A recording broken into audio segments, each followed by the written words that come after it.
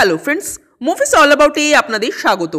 ভিকি কৌশল অভিনীত ছাওয়ার trailer drop করা হলো এবং কি বলবো, এই ট্রেলারটা পুরো আগুন হয়েছে।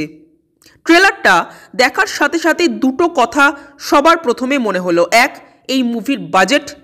হিন্দি মুভির বাজেট এমনিতেই হাই থাকে, কিন্তু যতটা না বাজেট থাকে তার চেয়ে বেশি থাকে বাজেটের প্রচার। দেখবেন অনেক মুভি আছে যার প্রচুর বাজেট, বাট মুভিটা দেখার সময় মনে হয় ভাই এত টাকা কোথায় খরচা হয়েছে। অথচ এই ট্রেলারটা দেখুন, মনে হবে একেই বলে খরচা, একেই বলে বাজেটের সঠিক প্রয়োগ, যেটা প্রত্যেকটা সিনে ফিল করা যাচ্ছে। আর দু নম্বর হলো এর স্ক্রিন প্লে। একটা চরম লেভেলের স্ক্রিন প্লে দেখতে পাচ্ছি। আমার সবচেয়ে মারাত্মক সিন লাগলো যখন ছাওয়াকে হাতে পায়ে শেকল দিয়ে বেঁধে রেখেছে, তার সারা শরীরে রক্ত। সেখানে সত্যিই ভিকি কৌশলকে বাঘের বাচ্চাই লাগছিল।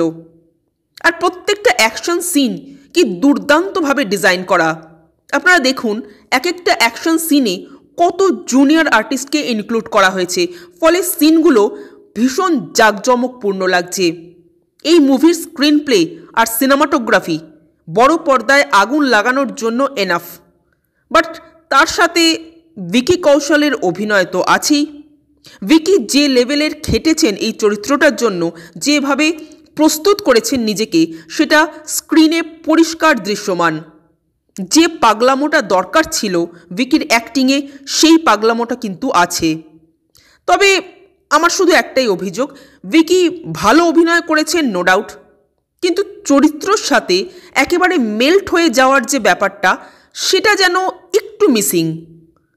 আলাউদ্দিন খিলজির ক্ষেত্রে যেটা দেখেছিলাম, যে আলাউদ্দিন খিলজি চরিত্রটার সাথে রণবীর সিং একেবারে মেল্ট হয়ে গেছিলেন, ফলে বড় পর্দায় একবারও মনে হয়নি যে রণবীর সিংকে দেখছি। মনে হচ্ছিল আমরা সত্যি সত্যি আলাউদ্দিন খিলজিকেই দেখছি।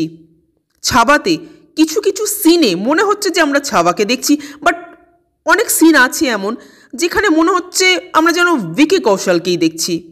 তো ব্যাস, কিছু কিছু ক্ষেত্রেই এই জিনিসটা আমার মনে হলো। আদারওয়াইজ ভিকি কৌশল আউটস্ট্যান্ডিং।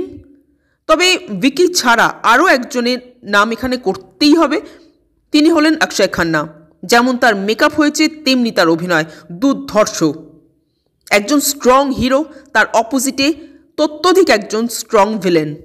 মানে কি বলবো, এই মুভি পর্দায় আগুন লাগাবেই, বক্স অফিস জ্বালিয়ে দেবে। আমার তো এই ট্রেলারটা মারাত্মক লাগলো। আপনাদের কেমন লেগেছে কমেন্ট করে জানাবেন। আর আমাদের ভিডিও ভালো লেগে থাকলে প্লিজ লাইক, শেয়ার ও সাবস্ক্রাইব করতে ভুলবেন না। Thank you.